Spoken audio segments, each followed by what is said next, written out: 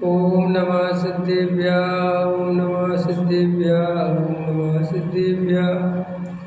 मंगल में मंगले करन वीतराग विज्ञान।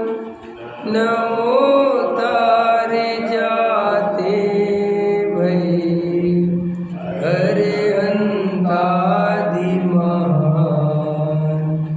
करे मंगल करे हो ग्रंथ करन की काज। जाते मिले समाज सब पावे निज बदराज। इस भव के सब दुकान के कारण मिथ्या भाव।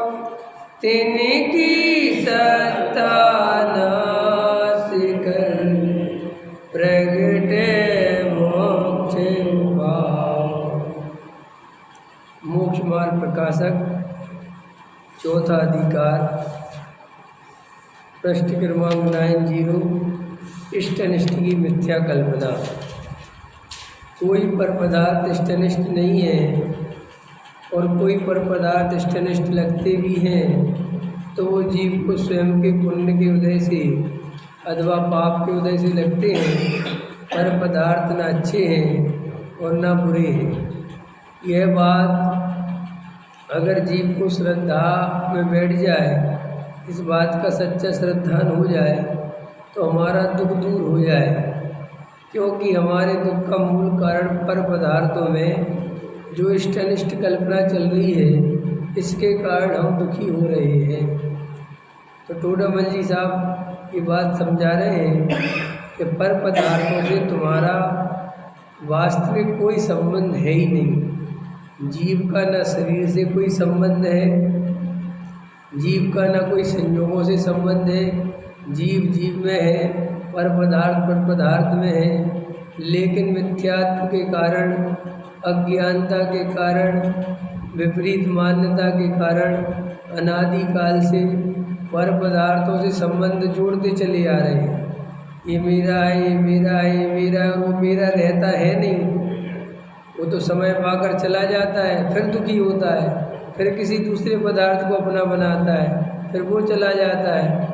ऐसे अनंत काल से 4 गतियों में परिभ्रमण चल रहा है। ख्याल में है ना।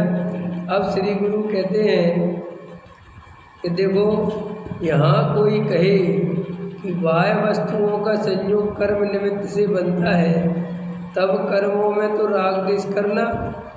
प्रश्न अच्छा है कि चलो साहब, ये बात तो आपने ठीक कह दी कि पर पदार्थ अच्छे बुरे नहीं हैं, लेकिन ये कर्म तो अच्छा बुरा है, तो कर्म में तो राग द्वेष करेंगे नहीं करें कि क्यों? कि हमारा जब पुण्य का उदय आता है तो हम सुखी हो जाते हैं, जब पाप का उदय आता है तो हम दुखी हो जाते हैं। तो साहब इससे तो हम कर्मों से परेशान हैं। तो हम तो अपना राग द्वेष किससे करेंगे? कर्म से करेंगे। पर पदार्थ से तो नहीं करेंगे, लेकिन कर्म से तो करेंगे, क्योंकि कर्म तो हमें दुख दे रहा है। समाधान, कर्म तो जड़ है। पहले नंबर पर क्या कहते हैं? कर्म तो जड़ है, उनके कुछ सुख दुख देने की इच्छा नहीं है। कर्म से राग द्वेष क्यों नहीं करना? क्योंकि वे जड़ हैं और उनकी तो कोई इच्छा है नहीं कि वे तुम्हें सुख दुख दें। वे तो तुमने ही जैसे कर्म किए वैसे बन गए, अब वैसे उदय में आ रहे। जैसे तुम अपने घर से अपने टिफिन में जो रख के ले जाओगे तो वही तो निकलेगा, दूसरा तो नहीं निकलेगा। ऐसे ही हमने जो भी कर्म बांधे, जो भी परिणाम, जो भी भाव, जो भी अभिप्राय रखा, उसके अनुसार कर्म बंधे।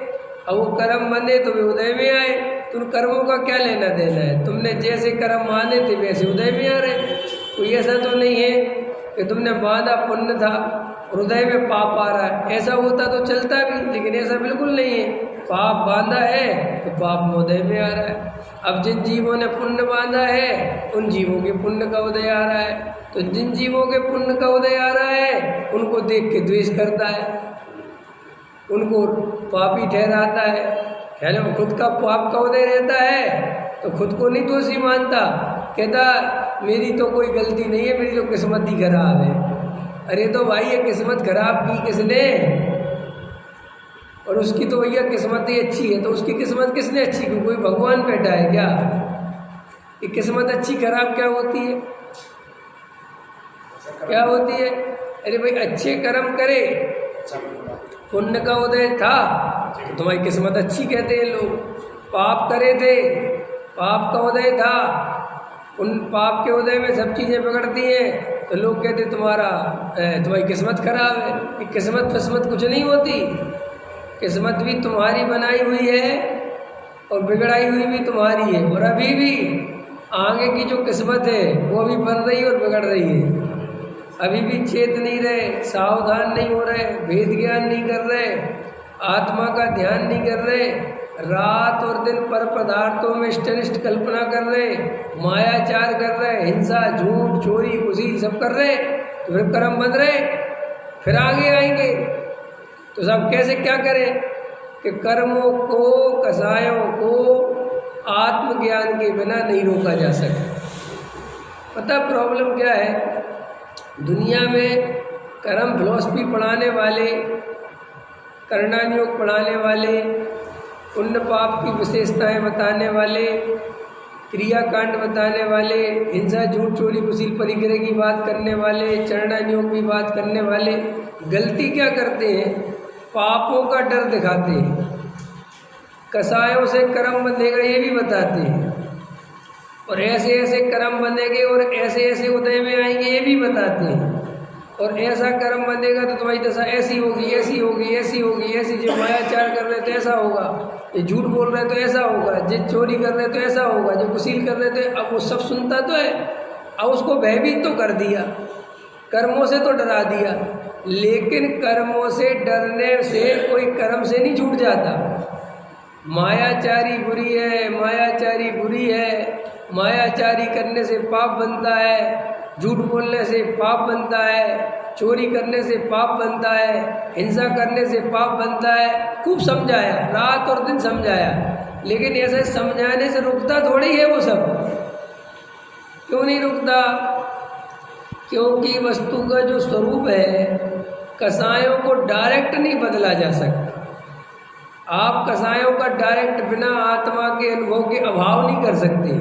चाहे आप कसाय कितनी कोशिश करो कि मैं क्रोध नहीं करूँगा, मैं मान नहीं करूँगा, मैं मायाचारी नहीं करूँगा, मैं लोभ नहीं करूँगा, और आत्मज्ञान करोगे नहीं तो ये कोशिश फेल हो जाएगी। और अधिकतर लोग क्या करते हैं? इन कसायों के अभाव के लिए चरणानुयोग के अनुसार चलेंगे, खाने पीने में सुधार करेंगे, फिर क्या करेंगे? कर्णानुयोग के अनुसार कर्मों से डरेंगे, घर गृहस्थी से दूर दूर भागे फिरेंगे, मंदिर में चले जाएंगे, पहाड़ों पर चले जाएंगे, ब्रह्मचारी बन जाएंगे। और मन ही मन क्या सोचते हैं? ना रहेगा बांस ना बजेगी बांसुरी। जब मेरी पत्नी बच्चे होंगे ही नहीं तो मैं कसाई क्यों करूँगा? ये कॉमन फैक्ट है। हम दिल्ली में रहेंगे नहीं तो कसाई क्यों करेंगे? हम बड़े शहरों में नहीं रहेंगे तो हम तो, अरे तुम्हारे कौन सा गणित है ये? शहर कसाय नहीं कराता। जब पर पदार्थ इष्टनिष्ठ बाधित होते हैं तो कसाय होती है, और पर पदार्थ इष्टनिष्ठ मिथ्यात्व के कारण होते हैं, और मिथ्यात्व का नाश आत्मज्ञान के बिना नहीं होता। इसलिए शहर बदलने से, क्रिया बदलने से, चेष्टाएं बदलने से मिथ्यात्व का नाश नहीं होता। और बहुत सारे लोग इसी कामों में लगे हैं। हम आश्रम बना लेंगे, हम मंदिर में रहेंगे, हम घर गृहस्थी में नहीं उलझेंगे, हम जाएंगे नहीं समाज में तो हमारा फिर क्यों राग द्वेष होगा? अरे भाई, पर पदार्थ में इष्टनिष्ठ बुद्धि रहेगी तो आश्रम में भी करोगे, और आश्रम भी छोड़ के जंगल में भग जाओगे तो जंगल में जिस पेड़ के नीचे बैठ जाओगे, ये पेड़ मेरा है, ये जगह मेरी है, यहाँ पे मैं आसन लगाता हूँ, क्योंकि इष्टनिष्ठ तो करना है ना, बुद्धि है ना, है। लोग झोपड़पट्टी में भी इष्टनिष्ठ बुद्धि करते हैं कि नहीं करते? तो ये जो दुनिया में जो उपदेश चलता है, दुनिया को सुधारने की जो प्रोसेस चलती है, बिल्कुल गलत है। ऐसे आज तक कभी दुनिया सुधरी नहीं। देखो कौन सा धर्म है जो हिंसा, झूठ, चोरी, कुशील, परिग्रह सिखाता है? कोई धर्म नहीं सिखाता। जितने भी धर्मात्मा हैं, जितने भी पंडित, मौलवी, विद्वान, महाराज, जितने भी साधु संत, सब लगे हैं ना समाज को सुधारने में, लेकिन आज तक कोई समाज को सुधार नहीं पाए। जगह जगह उपदेश दिए जाते हैं, झूठ मत बोलो, किसी को मत ठगो, बेईमानी मत करो, चोरी मत करो, नहीं दिए जाते क्या? इतने सख्त कानून बनाए जाते हैं, फिर भी अदालतें भरी पड़ी हुई हैं, रात और दिन पुलिस लगी पड़ी हुई है। तो फिर ये मनुष्य सुधरता क्यों नहीं है? ये जैनियों का इतना बढ़िया धर्म है, तो ये सब जैनी हिंसा, झूठ, चोरी, कुशील, परिग्रह छोड़ते क्यों नहीं? सबसे ज़्यादा इंडिया में लगे हुए हैं। हाँ, सब। अरे इंडिया तो सब धर्मों का देश है, यहाँ तो सर्व धर्म सम्मेलन रोज ही चल रहे हैं। इंडिया में धर्म के अलावा है क्या? पाखंड के अलावा धर्म और कर्म दोनों का, धर्म और कर्म, पाखंड ही पाखंड भरा पड़ा है। तो मुझे बताओ सुधरते क्यों नहीं? यहाँ का आदमी बेईमानी क्यों नहीं छोड़ता? यहाँ का आदमी मायाचारी क्यों नहीं छोड़ता? विदेशी आदमी में जितनी सरलता है उसकी 10वीं गुनी इंडिया वाले में नहीं है। इंडिया वाला 1.5 से आना होता है, लाइन लगी होगी, अंग्रेज आएगा सीधा 11वें नंबर पर लग जाएगा। इंडिया वाला सीधा नहीं लगेगा, पहले पूरी ताकत लगाएगा कि कहीं से घुसघुसू के काम करे, फिर देखो जब नहीं बनेगा तब जाके 11वें में लगेगा। विदेशों में डॉक्टर साहब सुनाते हैं कि वे 2 मिनट में पहचान जाते हैं कि ये आदमी इंडिया का है। उनको 1 सेकंड नहीं लगता पहचानने में, आधा सेकंड। बोले कैसे पहचानते? बोले वो 1.5 से आनी अकल से समझ जाते कि ये इंडिया का है। ख्याल में ना, वहाँ लाइन लगी है, म्यूजियम की लाइन लगी है किसी भी चीज़ की, तो अंग्रेज आएंगे या कोई भी विदेशी आएंगे, चुपचाप बिल्कुल बिना हल्ला करे एक के पीछे खड़े हो जाएंगे। इंडिया वाला आएगा बिल्कुल नहीं आएगा, बिल्कुल नहीं होगा। पहले वो आगे तक देखने जाएगा, पहले पूरा घूमेगा, वो इतने में अंग्रेज समझ जाते कि जी आगे इंडिया से। हाँ, पहले पूरा दिमाग, और जब चारों तरफ देख लेगा कहीं जुगाड़ नहीं समझ में आएगा तब जाके पीछे खड़ा हो जाएगा। ख्याल में? तो प्रश्न ये है कि जहाँ इतनी धर्म की चर्चा चलती है, अंग्रेज भी आके, जब दार्शनिक अंग्रेज जो आते हैं वे भी इंडिया घूम के जाते तो वे आत्मकथा में लिखते हैं कि हमने इंडिया इतना घूमा और इतना नाम सुना और इतना धार्मिक देश कहलाता है, लेकिन वहाँ के लोगों में अंदर कोई परिवर्तन नहीं। ऊपर राम राम का नाम लेते हैं और अंदर रामपुरी रखते हैं। ये क्या चक्कर है? वे बहुत बेचारे रिसर्च करते हैं कि इंडिया का आदमी तो बिल्कुल सरल होना चाहिए, बहुत हृदय ग्राही होना चाहिए, लेकिन ऐसा बिल्कुल भी नहीं है। इसलिए नहीं है कि तुम जो धर्म जवान पर रट लेते हो उससे धर्म का कोई संबंध नहीं है। जो लोग धर्म रट लिया, कोई राम राम ले रहा है, कोई नारायण नारायण कर रहा है, कोई एक तरफ दूसरे तरफ का करता धरता नहीं है, ये चिल्ला रहा है, कोई महावीर चिल्ला रहा है, कोई आदिनाथ चिल्ला रहा है, कोई मस्जिद में बैठ के अल्लाह चिल्ला रहा है, कोई गुरुद्वारे में बैठ के चिल्ला रहा है, कोई हिंदू मंदिर में बैठ के चिल्ला रहा है, कोई जैन मंदिर में, कोई श्वेतांबर मंदिर में, कोई दिगंबर मंदिर में, कोई फलाने मंदिर में। इन सब से क्या होता है? ये सब बाहर की चीज़ें, इनसे धर्म का कोई संबंध नहीं है। ये अलग बात है कि इन सबको धर्म के नाम पर मढ़ दिया गया है, इसलिए बहुत कंफ्यूज हो गया है। आदमी को लगता है मंदिर जाएंगे तो धर्म हो जाएगा। मंदिर का धर्म से क्या संबंध है भाई? क्या संबंध है? धर्म तो आत्मा से रिलेटिव चीज़ है। जो जीव अपनी आत्मा को जानेगा वो धर्मात्मा हो जाएगा, और उसकी कोई शर्त नहीं है कि तुम कहाँ जानोगे, कहीं भी जानो, मंदिर में जानो, घर में जानो, जंगल में जानो, नरक में जानो, स्वर्ग में जानो, त्रियंच में जानो, मनुष्य में जानो। ये समझ में आया? जैन में जानो, अजैन में जानो, कहीं भी जानो, आत्मा को जानोगे तो धर्म हो जाएगा। तो सारी दुनिया में जो उपदेश चलता है, कर्म फिलॉसफी समझाते फिरेंगे, ये कर्म इतने दुख देते हैं। अरे भाई कर्म कोई दुख बुख नहीं देता। और तुम कर्मों से बचो, पाप मत करो, झूठ मत बोलो। तो अब दो तरह के बता दिए ना। कुछ लोग इतने डर जाते हैं कि दबा लेते अपनी भावनाओं, ठीक है ना, दबा लिया, अंदर तो कसाई पूरी पड़ी हुई है, लेकिन पाप के डर से कि पाप बन जाएगा, तो वो क्या सोचता है कि मैंने दबा लिया ना तो मुझे पाप नहीं बनेगा। सबके दिमाग में क्या बैठा हुआ है, बहुत से लोगों के दिमाग में बैठी हुई है। जैसे तुम्हारा कोई चीज़ खाने का मन कर रहा है उदाहरण के लिए, और तुम नहीं खा रहे, तो लोगों को लगता है कि वो नहीं खा रहे तो हमें पाप नहीं बन रहा होगा। ये बिल्कुल मानसिकता बैठी, और अगर हमने खा लिया तो बन जाएगा, ठीक है ना। अब देखना भाई साहब, जब वो खाने के भाव चल रहे हैं, जब उसकी खाने की इच्छा हो रही है, तो वो तो भाई कर्म तो वहाँ से बनता है। अब वो खाया कि नहीं खाया ये क्या तब है। और अगर तुम कहोगे भाई साहब ऐसे तो फिर क्रिया रुकेगी नहीं, हाँ तो नहीं रुकेगी, रोकने से कोई फायदा भी नहीं। पूछो क्यों? कि अगर क्रिया से पुण्य पाप का संबंध होता, इतना सा भी संबंध होता, तो गरीब आदमी को पुण्य ही पुण्य बनता, क्योंकि उसके पास क्रिया के लिए कोई गुंजाइश नहीं है,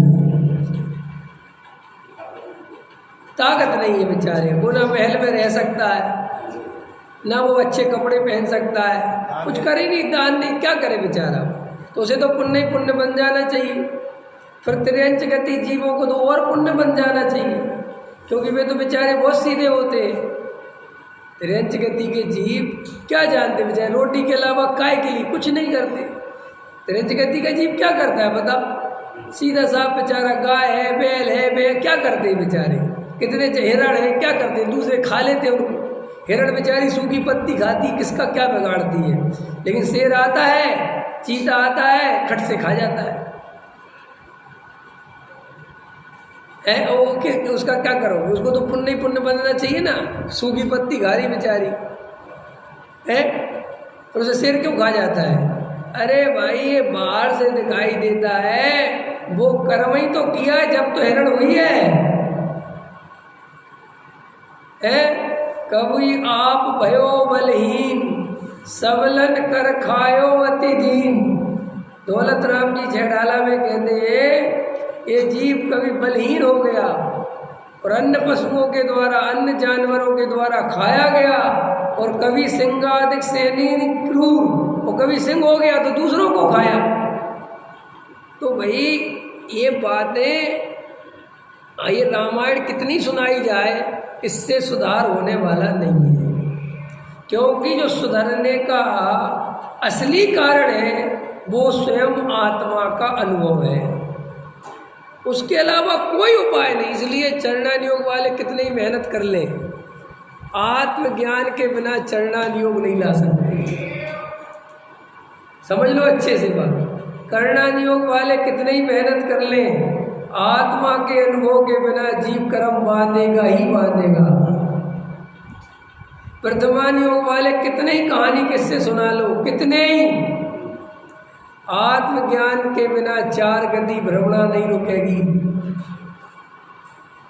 और सुन लो, द्रव्यान योग वाले कितने ही आत्मा की बात सुना लो, लेकिन आत्मा के अनुभव के बिना सम्यक दर्शन नहीं होगा। चारों योग आ गए, समझ में आ गई। कहानी किस्सों से कुछ होने वाला नहीं है, वस्तु स्वरूप को सुनने अकेले से भी कुछ होने वाला नहीं है। ये तो पक्का श्रद्धान करना पड़ेगा अनुभव पूर्वक, तो बात बनेगी। तो जिन जीवों को कसाय नहीं करना हो वे जीव कसाय ना करें, ऐसा नहीं है। अगर इतना सरल होता ओह फिर तो क्या गजब बात, तो बहुत सरल है ना। शराब पीने वाले से कह दो शराब, ऐसे कहने से छूटती होती तो बहुत जल्दी से कह देते माइक पे कि शराब मत पियो, सब छोड़ देते शराब। अगर इतना आसान होता छुड़वाना तो बहुत गजब में, तो कुछ दिमाग लगाने उसका है। ऐसे जीव को समझा दो कसाय बुरी है, इनको छोड़ दो, और जीव छोड़ देता तो फिर इतनी लंबी कहानी अनंत काल से चलती कैसे? इसलिए मैं कहता हूँ वर्तमान में थोड़ा बहुत छूटा हुआ मत मानना। वर्तमान में थोड़ी बहुत कसाई की मंदता हो गई, कसाई की मंदता, तो इससे खुश मत हो जाना, क्योंकि ये कोई काम की नहीं है। ये जो अभी कसाई मंद दिख रही है, 1 मिनट बाद कितनी तीव्र हो सकती है तुम इसकी कल्पना नहीं कर सकते। पंकज जी तू गेट लगा दो। जैसे ये शरीर, इस समय जब क्लास होती ना अपनी, गेट लगा लिया पहले। ये जो शरीर है ना अभी स्वस्थ दिख रहा है, इसे स्वस्थ मत समझ लेना। यानी साहब अभी तो स्वस्थ है। अरे भाई साहब 1 सेकंड बाद कौन सी बीमारी इसमें आ जाए क्या पता। तो जैसे क्षणिक शरीर के भरोसे कोई अपने को परमानेंट निरोगी समझ ले, स्वस्थ समझ ले तो मूर्ख है, अज्ञानी है। ऐसे ही कोई जीव आत्मज्ञान के बिना बाह्य क्रियाओं के आधार से थोड़ा बहुत खान पीन में सुधार हो गया, अभक्ष खाना छोड़ दिया, अन्याय नीति सुधार कर ली। हालांकि अन्याय नीति सुधार कोई नहीं करता, जैनी जितना भी सुधार करते वो अभक्ष में लगे रहते हैं। उनका सारा धर्म काय पे टिका हुआ है, खाने पीने पे। इससे ज़्यादा उनको कोई अन्याय नीति से कोई लेना देना नहीं। खूब पैसा कमाओ, चाहे जितना कमाओ। समझ में आया? भाई का भी रख लो, वहाँ कोई न्याय नीति नहीं है। बेईमानी से रख लो, किसी का पैसा मार लो, कुछ भी करते रहो, लेकिन खाने पे सारा ध्यान। ब्याज खूब लो, भाई से भी ब्याज मत छोड़ो। देखो भाई, रिश्ता भाई भाई का, हिसाब पाई पाई का। सुना नहीं तुम लोगों ने डायलॉग है? बनिया बनियों का बनाया हुआ है। हाँ, ये बनियों ने बनाया है। रिश्ता भाई भाई का, हिसाब पाई पाई का। बिल्कुल सही बात, बिल्कुल पक्की बात, बहुत बढ़िया। रखो पाई पाई का रखो। जो पाई पाई का हिसाब रखेगा वो त्रिकाली तरफ भगवान आत्मा को कैसे देखेगा? वो तो इसी में उलझा रहेगा। पाई पाई का हिसाब रखना है ना, 1-1 रुपये का। कई लोग तो इतने खतरनाक होते हैं, पूरा मैनेजमेंट, घर पे इतना खर्च करना है, इससे 1 रुपया खर्च नहीं करना है, इसका खर्च, इसका खर्च, इसका। फिर दिन भर मैनेजमेंट ही करते रहते हैं। आदत पड़ गई ना मैनेजमेंट करने की। काजू किशमिश कहाँ सस्ते मिलेंगे? बोले तू क्या रुपये किलो दे रहा? बोले 700 रुपये किलो। यार खारी बावली जाऊँगा तो 600 मिल जाएंगे, चल खारी बावली दौड़ जा। जबकि है इसमें 700 की गुंजाइश, लेने की कोई आफत नहीं आ रही, लेकिन वो 100 रुपये बचाने के चक्कर में कहाँ दौड़ रहा है? खारी बावली। और खारी बावली जाना माने सिर्फ फोड़ लेना। नहीं समझ में आया? वहाँ की भीड़, वहाँ का जाम, वहाँ की स्थिति, लेकिन 100 रुपये बचाएंगे। तो ऐसे बहुत से बचाने वाले लोग हैं जो, हाँ, जो बचा रहे हैं। भाई साहब याद सुनो, आज एक अच्छी बात सुना देता हूँ। जो लोग अपने पैसे का उपयोग, अपना उपयोग बचाने के लिए नहीं करते, वे मूर्ख हैं। अरे तुमने पैसा काहे के लिए कमा रहा है मूर्ख? अगर तुम उस पैसे से उपयोग नहीं बचा सकते तो। नहीं समझ में आया? यार मेरे पास अच्छा पैसा है, मैं 100 रुपये की चीज़ 125 में खरीद सकता हूँ, कोई आफत नहीं आ रही। लेकिन मैं वो 25 रुपये बचाने के चक्कर में खारी बावली मरूंगा तो मेरा उपयोग कितना जाएगा? इसकी जगह मैं 1 घंटे बैठ के समय सार पढ़ के भी ध्यान नहीं करूँगा, कहाँ वहाँ भागता फिरूँगा। हाँ, मैं गरीब हूँ, मेरी परिस्थिति खराब हो, भाई मुझे बहुत दिक्कत है, तो तुम तो खारी बावली नहीं, तुम तो जहाँ पैदा होते हो वहाँ चले जाओ, वो एक अलग मैटर है। लेकिन ये जो तुम पाई पाई बचाते फिर रहे हो, पैसा होने के बाद भी किसके लिए बचा रहे हो? तुम्हारे माँ बाप ने बचाया होगा ना ऐसी कंजूसी कर करके। कितना ले गए साथ में बताओ? अरे बोलो तो। हमारे बाबा 5 रुपये 2 रुपये बचाने के चक्कर में कई किलोमीटर पैदल चल लेते थे, ठीक है ना? तो कितने चले गए, कितने साथ में चले गए वो पैसे? जमीन का इतना सा टुकड़ा नहीं बैठ जाए, क्या कहा मैंने? जमीन का इतना सा टुकड़ा नहीं बच जाए, चाहे जितनी चाहे गरीबी बनी रहे। कितने टुकड़े ले गए साथ में? कितने ले गए? चले गए, एक भी टुकड़ा नहीं गया। और अपने उनके बेटों ने बांट लिया। क्या मिला तुम्हें? क्या मिला? तुमने इतना जो दिमाग लगाया था, जो ये लिमिट क्रॉस कर रखी थी, सारा उपयोग खराब कर रखा था, तुम्हें क्या मिला? तुम अपनी बताओ कि हमें ये मिला। और सुनो, जिन बेटों के लिए तुम इतने परेशान हो रहे हो, एक दिन ऐसा आता है तुम्हारी फोटो टंग जाती है, और सुनो, वो फोटो भी नहीं देखते बेटे, उस पर पलट के नहीं देखते कि ये हमारा बाप था, क्या है उसने हमें बहुत किया। कोई आ जाए तो पूछे ये कौन है? हमारे पिताजी है। समझ में? अच्छा, वह फोट समझ में आए मैं क्या कहना चाहता हूँ? ये जगत ऐसा है, उसको देखते नहीं। कौन देखता है रोज अपने पिताजी की फोटो? बताओ। टंगी होगी ना आपके अपने अपने घरों में, कौन देखता है जा जाके रोज? कितनी याद आती है आपको अपने पिताजी? बताओ, कितनी याद आती है कि चलो साहब 24 घंटे में एक बार तो हम अपने पिताजी को, कितनी आती है बताओ। तो तुम इस जगत का ये स्वरूप देखते हुए भी मोह में नाच रहे हो। श्री गुरु कहते नाचो मत, कुछ नहीं मिलेगा। तो पैसे का उपयोग तभी सार्थक है जब तुम अपनी आत्मा का उपयोग बचा लो। अरे भाई, ये सुख सुविधा इसलिए जुटा लेते हैं कि उपयोग व्यर्थ में बर्बाद नहीं हो। समझ ना, सीधी सी बात। काहे के लिए जुटाई है? उपयोग खराब नहीं होना चाहिए। हमें क्या चाहिए? मैं कितने लोगों को सलाह देता हूँ, अगर तुम्हारा व्यापार बहुत अच्छा हो, तुम्हारी मोटी इनकम हो, तुम 4-5 लाख रुपए महीने कमाते हो, 10 लाख रुपए महीने कमाते हो, और तुम्हें 10,000, 12,000, 15,000 रुपये का लड़का रख के तुम्हारा बहुत उपयोग बच जाता हो, तो वो 15,000 रुपये का लड़का तुरंत रख लेना। क्यों? कि 10 लाख में से 15,000 चले गए तो कौन सी आफत आ जाएगी? 5 लाख में से 15,000 चले गए तो कौन सी आफत आ जाएगी? लेकिन वो 15,000 में जो उपयोग मिल गया, जो समय मिल गया, उसकी कीमत बहुत है, बहुत कीमत है भाई साहब। मैंने ऐसे लोगों देखे जिनकी इनकम लाखों में है और उनको 1 मिनट की फुर्सत नहीं है। कि क्यों? कि एक लड़का फालतू नहीं रखना चाहिए। क्यों? व्यर्थ की सैलरी दे तो ठीक है, तुम गला मजूरी करते रहो, ये जिंदगी थोड़ी और है, वो भी चली जाएगी। जाएगी कि नहीं जाएगी?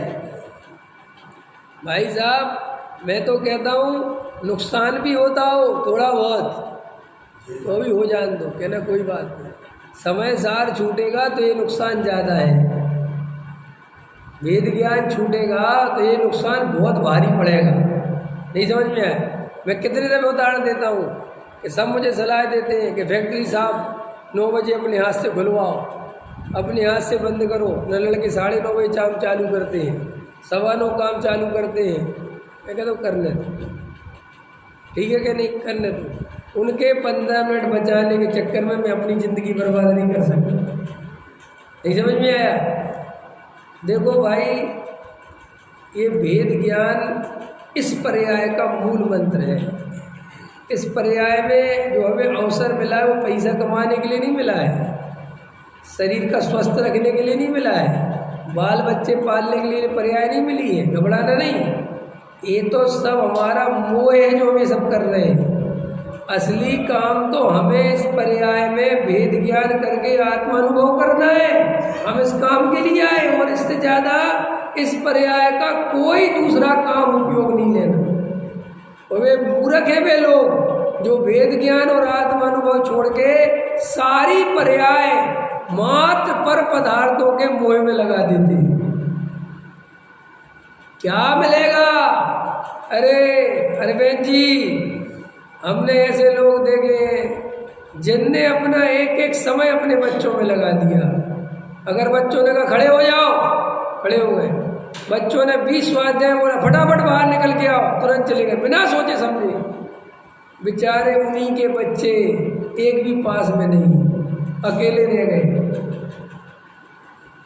कि तुमने तो अपने बच्चों से इतना मोह किया था, इतना ध्यान रखा था, अच्छे स्कूल में पढ़ाया था, इतनी सारी संपत्ति दी, इतनी शिक्षा दी, इतना बढ़िया कैरियर बनाया, मैं तुम्हारे पास क्यों नहीं रहते? लोगों को क्या लगता है, हम बच्चों के साथ बहुत करेंगे, बहुत करेंगे, बहुत करेंगे, बहुत करेंगे तो बच्चे हमारे साथ भी करेंगे। किसने कहा? कौन से माँ बाप अपने बच्चों के साथ नहीं करते? क्या नहीं करते? जितना हो सकता है करते ही है ना। लेकिन तुम भूल जाते हो कि भैया उसकी ज़िंदगी आगे चलेगी, पीछे तरफ नहीं चलेगी। किसी की भी ज़िंदगी बैक तरफ थोड़ी चलती है। हर आदमी कहाँ देखता है? तुम तुम्हारे बेटे की तरफ देख रहे हो, तुम्हारा बेटा तुम्हारी तरफ नहीं देख रहा है। वो कहाँ देख रहा है? वो अपने बेटे की तरफ देख रहा है। अब तुम लगता है कि हमारी तरफ क्यों नहीं देखेगा, तुम्हारी तरफ क्यों देखेगा? कहानी यहाँ तो खत्म हो रही है और यहाँ कहानी चालू हो रही है। तुम एक फिल्म देखने गए और फिल्म में 2 थिएटर होते हैं ना आजकल, एक इस तरफ भी, उसी में दूसरी तरफ भी है। अब तुम गए फिल्म देखने और तुम दूसरे वाले में घुस गए जहाँ पे एंडिंग चल रही है, तो तुरंत भागोगे कि नहीं भागोगे? अरे वो तो गलत आ गया, जहाँ शुरू वाली नंबरिंग चल रही हो वहाँ चलो। ये तो कौन सी वाली नंबरिंग चल रही? एंड में है। ऐसे ही तुम सोचते हो कि तुम्हारी जिंदगी तुम्हें लगती है, तुम्हारे बेटे से तो पूछो, वो कहता तुम्हारा काम खत्म, मुझे आगे देखने दो। और सुनो जो टूर्नामेंट से हाँ भरा क्या भैया, चाहे भरो और चाहे मत भरो, संसार का स्वरूप ही ऐसा है। इसमें क्या आश्चर्य की बात है? अरे हमने भरा या नहीं भरा, अभी आप अपने बेटे को, छोटे से बच्चे को कुछ मत भरो तो अभी वो अपना सुख देखता है ना। वो तुम्हें सोचे क्या लेना देना उसे। 1-2 साल का बच्चा है, उसे गोदी में लो, वो भागता है, उसे तकलीफ है। उसे तुम्हें कैसा, तुम मेरी गोदी में बैठा, मुझे बहुत अच्छा लग रहा है। तुम्हारे अच्छे लगने से मुझे क्या मतलब है, मेरे को तो अच्छा नहीं लग रहा। तो सारे जीव सुख चाहते हैं और सुख उनको जहाँ दिखता है पाला बदल लेते, सीधा सा कर देते। ये दिखा कि सुख जो है अब माँ बाप से जितना आना था आ गया, जो इनसे मिलना था, अब सुख कहाँ से आएगा? अपने बच्चों में से। तो सारी ताकत कहाँ लगने लगती है? अपने बच्चों। तो सारा, इसमें कोई ऐसा नहीं है कि ये क्यों होता है, ये जगत का स्वरूप है। जैसे आग गर्म होती है, उसे ठंडा नहीं किया जा सकता, ऐसे ये जो संसार के रिश्ते हैं, ये जो स्थितियां हैं, इनको बदला नहीं जा सकता। बेटा अपने बेटे की तरफ बढ़ेगा, अपने बाप की तरफ नहीं। यही जगत का स्वरूप। और सुनो, उसके लिए भी टोडामल जी हमें क्या समझा रहे हैं कि तुम अपने बेटों के लिए इतना कर रहे हो तो वे तुम्हारा करेंगे, ये धारणा छोड़ देना। क्यों? क्योंकि करने के लिए भी पुण्य का उदय चाहिए, और तुम जो उनके लिए कर रहे हो उनका पुण्य का उदय तुम नहीं कर रहे। ये तो तुम्हारा कर्तव्य और ये तुम्हारा मोह तुमसे कहता कि मैं कर रहा हूँ, मैं कर कुछ नहीं रहे। उनका पुण्य का उदय है तो करना पड़ रहा है। और सुनो, तुम्हारा पाप का उदय होगा और तुम उनके लिए करोड़ों की संपत्ति दे जाना, तुमसे सीधे मुंह बात नहीं करेंगे। बोलो वज्रसेन जी, ऐसे बच्चे तुमने देखे कि नहीं देखे? माँ बाप करोड़ों की संपत्ति दे दी, दुनिया भर का कैरियर बना दिया, न जाने क्या क्या किया, रात और दिन लगा दिया, और बुढ़ापे में 60-70 साल की उम्र में बेटा बात करने को राजी नहीं।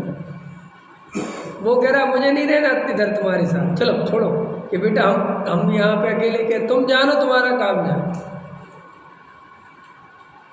कि हमने तुम्हारे लिए इतने, अरे फालतू की बातें मत करो। ऐसे कि बेटे मैंने ऐसा देखा, माँ बाप अपने पोता पोती का मुंह देखने तरस जाते हैं। ख्याल में मोह बड़ा गजब है, बड़ा मोह का नाच बड़ा है। आदमी क्या सोचता है, एक मिनट, आदमी क्या सोचता है, बेटा बेटा बेटा बेटा बेटा बेटा, राज बोलता है अरे बड़ा हो गया, अब तो मेरा मोह कम हो गया, अब ज़्यादा नहीं रहा, अब मुझे इतना नहीं रहा। लेकिन इतने में उसका खुद का दूसरा पैदा हो जाता है, वो इतना सा रहता है, सो मोह उसमें चला जाता है।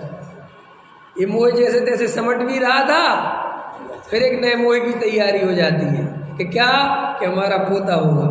जब बेटा हुआ था तब बेटे के खुश होने के लड्डू बांट रहे थे, अब पोता हो गया जी हमारा, लड्डू बटेंगे, बटवाओ लड्डू, एक दिन तुम्हारे पते से बटेंगे।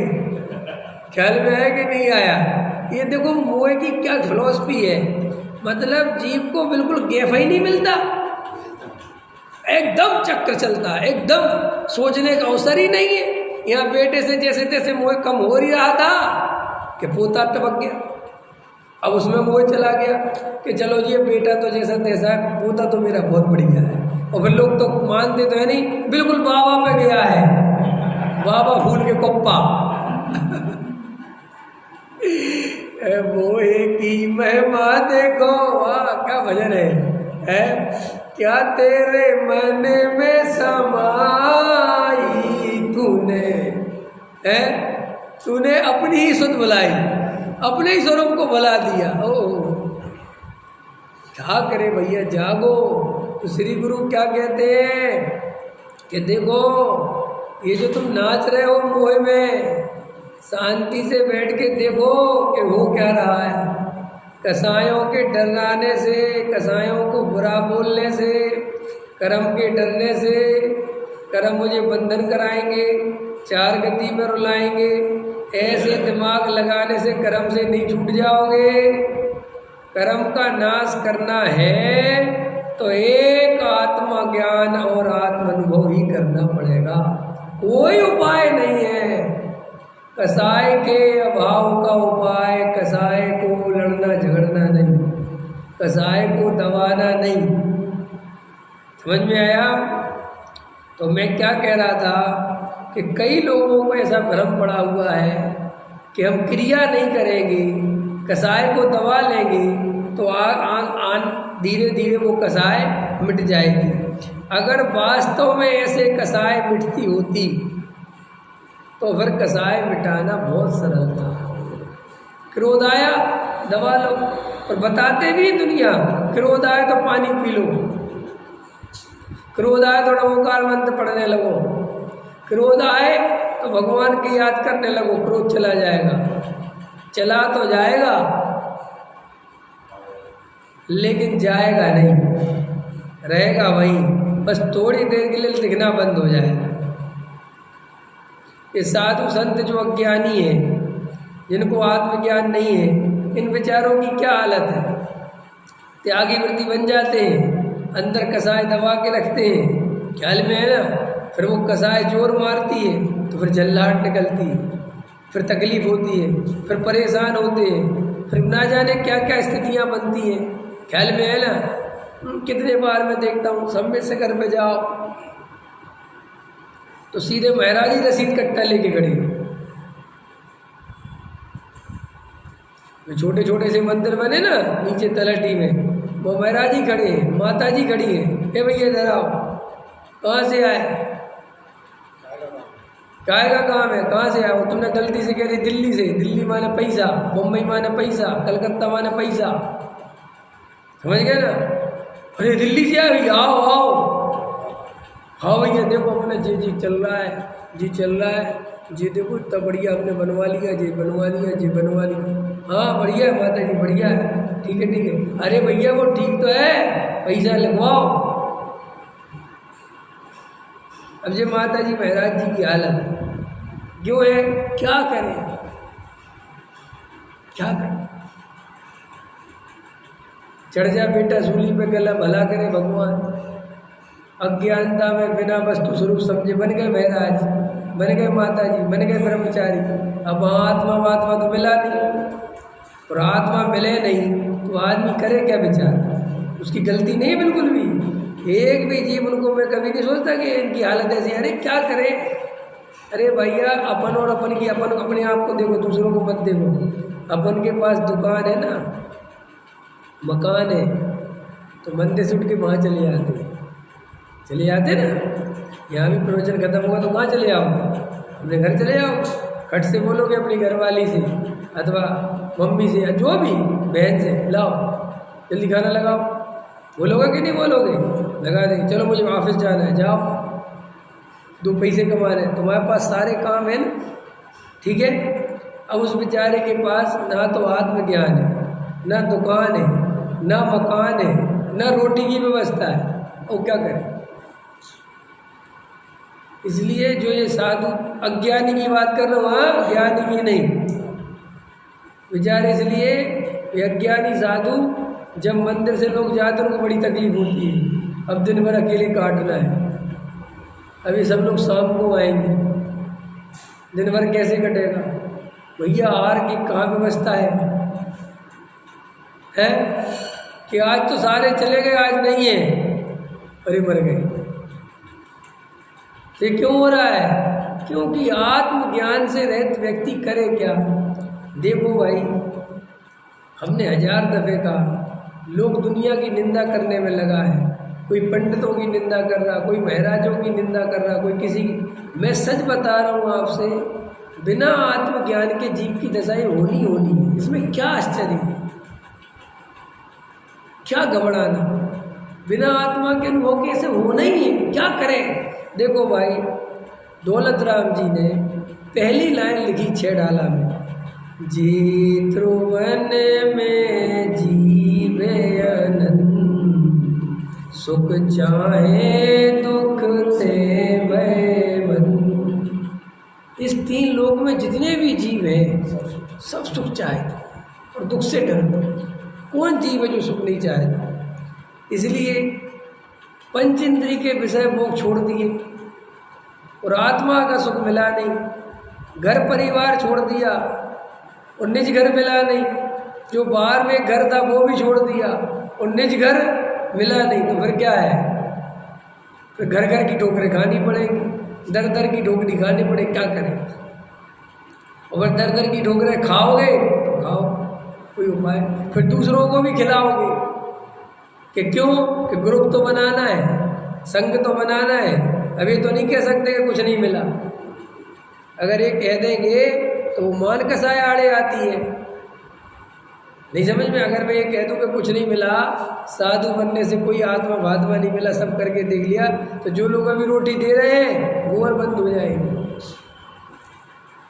तो चलने दो। फिर वो रोटी के चक्कर में सब दुनिया खड़ी हो जाती है। क्या खड़ी हो जाती है? कि महाराज हमारा आश्रम बनवाओ, महाराज हमारा मंदिर बनवाओ, महाराज हमारा ये काम करवाओ। अब बस नहीं करवाओ तो जाओ। अब कहाँ जाए? और जहाँ जाओ वहीं घेरते हैं लोग। समाज वाले भी बहुत होशियार होते हैं। बताता हूँ मैं। जो लोग कहते हैं ना समाज शोषण करती है किसी व्यक्ति का, समाज कोई शोषण पोषण नहीं करती। समाज सीधी सी बात है, तुम्हारी क्वालिटी देखती है। क्या देखती है? हर आदमी क्या देखता है? क्वालिटी। समाज देख लेती है, जो विधान बढ़िया कराता है तो तुम्हारा काय में यूज किया जाएगा विधान। समाज देख लेती है बहुत अच्छे प्रवचन करते हैं तो तुम्हारा यूज काय में किया जाएगा? प्रवचन में। समाज देख लेती है जे महाराज आत्मा का ज्ञान तो रखता नहीं, क्योंकि इसकी बातें समझ में आ गया, तो इससे क्या काम करवाओगे? पैसे इकट्ठे करवाओ। रोटी तो सबको देनी है, प्रवचनकार को भी देनी है, विधानचार्य को भी देनी है, और पैसा इकट्ठा कराने वालों को भी देनी है। यानी देनी तो सबको है ना, तो भाई देनी है तो सबका सब प्रकार से यूज किया जाएगा। अब ये तो तुम देखो कि तुम्हें किस प्रकार से यूज होना है। अगर तुम आत्मज्ञान के शिखर पर चढ़ोगे, आत्मा का अनुभव करोगे, तो ऐसा नहीं है तुम्हें समाज ठुकरा देगी। अरे भाई साहब, तुम्हें समाज पलकों में बिठाएगी। तुम आत्मा अनुभव करके तो देखो, तुम्हारी फिर लोग हृदय से इज्जत करेंगे, फिर तुम्हें हृदय से नमस्कार करेंगे। लेकिन तुम आत्मज्ञान नहीं करते, आत्मा अनुभव नहीं करते, और समाज वालों के समझ में आ जाता है कि नहीं है कुछ भी, तो वे क्या करें? फिर भी तुम्हारा जो यूज हो सकता है। मैंने लोगों को ऐसे बोलते देखा है, चलो इधर आओ महाराज, सुनो कल इतने इतने वो होगा तो तुम्हें सब बोल देना। महाराज कहते ठीक है बोल दूंगा, है ना। और तुम्हारी आर बार की व्यवस्था सब कर दी हमने। ऐसे बिल्कुल सेट, ऐसे फलराटे से बोलते बिल्कुल। हाँ हाँ हाँ वो जो हमारे हैं ना, तो अब जो है कुछ बना लगे तो उन्होंने फूल मंत्री महाराज को बुला, तो अपने यहाँ पे बोलते हैं हंसने क्या तो क्या एक साथ महाराज ने चलती बातें चलते हैं, महाराज ने सुशी ने कहा क्या उधर से एक लड़का आया बाद में कान महाराज से महाराज जी उनकी पानी बंद हो जाएगा, ये चौका लगाने वाले नहीं कुछ चौका रोटी लगा दे। हाँ भाई साहब महाराज ने इस बात को समझाई बात। हाँ, देखो समझ में आ गई ना आपको। अब अरविंद जी कहे कि आपको कहाँ से कहानियाँ पता है, ये कहानियाँ रोज़ देखी हैं इसलिए पता है। देखो मैं तुम्हें एक उदाहरण देता हूँ कह कर। जब मैं जयपुर पढ़ता था तो ये शिविर लगते थे गर्मियों में, जून के महीने में ये बाल संस्कार शिविर लगते थे। तो मैं पढ़ता था तो हम जाते थे बाल संस्कार शिविर में, और मैं जितने शिविरों में गया, समझ में आया ना, तो पहले लड़ाई और बाद में पूजा, दो काम जरूर होते थे। पहले लड़ाई होती थी फिर बाद में मेरी पूजा होती थी। क्या होता था, जैसे गए अपन शिविर लगाने गांव में, अरे पंडित जी आ गए, मैं क्या आओ ये आ गए। अब बच्चे ही रोते थे, ज़्यादा उम्र तो होती नहीं। पंडित जी क्या चाहिए आपको? भैया कुछ नहीं, कहाँ रुकना है? वहीं रुक जाओ। अरे भैया जी कमरा की तो हालत बहुत खराब है, ये तो भाई ये तो जाला वाला, यहाँ कोई आता नहीं, अब क्या करें, खुलते नहीं है, रुक जाओ ठीक है हम कर देंगे। मैं कहता था सुनो यहाँ तो मैं रुकूंगा नहीं, ये पक्का समझ लेता ठीक। और तुम ये बताओ तुम रह सकते हो यहाँ मेरे साथ 8 दिन? तो दोनों रहेंगे। वो कहता था मैं क्यों रहूँगा, मैं तो घर है, तो फिर तुम्हारे घर में तुम रहोगे तो वहीं मैं रहूँगा, समझ ना। वो कहता था पंडित ये नहीं बनेगी। देखो कहाँ कहाँ घटना घटी, हटा में एक बार कोटा के कैराना गांव में गया, वहाँ भिंड में तो इतनी खतरनाक हुई थी, तुम्हारे सुरेश जी से मेरी लड़ाई के पूछो मत। भाई सुरेश जी है जो, सुरेश जी, हाँ उनसे हुई थी मेरी बहुत, तो बहुत सुना दी वही। तो वहाँ पे हुआ तो वो हटा में कहने लगा यार को जो कुआं से पानी खींच लेना। मैंने कहा तू पीता है इस कुएं का पानी? खींचता है। फिर मैंने कहा देखो एक काम करो, मैं हटा से सागर दूर नहीं है और मैं सागर का रहने वाला हूँ, तुम सिर्फ एक काम करो, तुम्हारे समाज के जितने लोग हैं ठीक, सबको फटाफट सूचना दे के आओ ये ना पंडित जी आए हैं, उनका प्रवचन होगा आज, सिर्फ एक प्रवचन कराओ मेरा, उसके बाद मैं सागर निकल जाऊँ, बात खत्म। तो जैसे ही एक प्रवचन होता था और एक प्रवचन के बाद 4 आदमी खड़े होते थे, वो कहते हमारे घर रुक जाओ, और वो कहते थे हमारे घर रुक जाओ। अब देखो समझ में आई, आप अपनी क्वालिटी दिखाओ, वो अपने आप समझ जाएंगे कि ये किस लेवल का आदमी है। मेरे साथ सब जगह किराना गया, यही हुआ। मैंने कहा पहले करा लो प्रवचन, ख्याल में ना, फिर बाद में देखेंगे अपन कहाँ रुकना है क्या करना है, क्योंकि अभी तुम समझ रहे हो वही पंडित, जैसे तुम पंडितों के बारे में समझते हो, समझ गए ना, और मैं अलग पंडित हूँ। तो ऐसे जगत में अपन को लगता है जो महाराजों की जो ब्रह्म, अरे भाई बात है ही नहीं, तुम्हारे अंदर क्वालिटी होगी और जिस जाति की होगी तुम्हें समाज वैसी सेवा देगा। समाज कैसी सेवा देगा ये समाज पर डिपेंड नहीं करता, ये तुम्हारी क्वालिटी पर डिपेंड करता है। अगर तुम आत्मज्ञान सहित होगे तो भाई साहब तुम्हें नमस्कार करते हुए आएंगे, और तुम आत्मज्ञान से रहित होगे तो फिर जो होगा सब होगा। पैसे इकट्ठा करवाएंगे, बढ़िया गवाएंगे, गाओ अच्छा बढ़िया लो माइक पे, ख्याल में मैं तुमसे आत्मज्ञान के बारे में नहीं पूछेगी, क्योंकि वो पहले ही पता चल जाएगा कि आत्मज्ञान। अब मेरे से लोग प्रश्न पूछते हैं तो कोई ये थोड़ी पूछता है कि विधान कैसे करवाना चाहिए, कोई नहीं पूछता, क्योंकि जो परिचय में जाते हैं वो समझ जाते हैं कि इसको विधान के बारे में कुछ नहीं पूछना, इससे पूछो वेद ज्ञान कैसे किया जाता है, इससे पूछो आत्मानुभव की विधि क्या है, समझे ना। आदमी समझ गया ना, और विधि विधान वालों से पूछते रहते हैं कि कलश इस तरफ रखना चाहिए कि उस तरफ रखना चाहिए, पूरब में रखना चाहिए कि पश्चिम में रखना चाहिए। और कोई जो मुझे नहीं जानता वो पूछ ले कि कौन सी दिशा में रखना चाहिए, मैं कहता हूँ तुम्हें कौन सी अच्छी लग रही वो कहता है कैसा आदमी है, जो अच्छी लग रही वही सबसे अच्छी उसी में रख दो।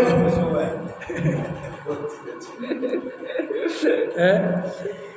क्या करें भाई, जगत का स्वरूप ही ऐसा है। इसलिए हम सब कसायों से लड़े नहीं, कसायों को पहचाने, कसायों की निंदा ना करें, कसायों से वेद ज्ञान करें, कसायों को दबाएं नहीं, कसाय के अभाव का उपाय करें, तो मुक्ति मार्ग सरल हो जाएगा, सम्यक दर्शन की प्राप्ति हो जाएगी। और जो जीव कसायों को दबाने में लगे रहते हैं और भ्रम से अपने को धार्मिक मान लेते हैं, क्रियाओं से अपने को धार्मिक मान लेते हैं, वे जीव आत्मज्ञान से रहित होते हैं। इसलिए आत्मज्ञान सहित होने के लिए कसायों से, क्रियाओं से भेद ज्ञान करना है, उनसे लड़ना झगड़ना नहीं है। अभी का समय होगा। सहजानंद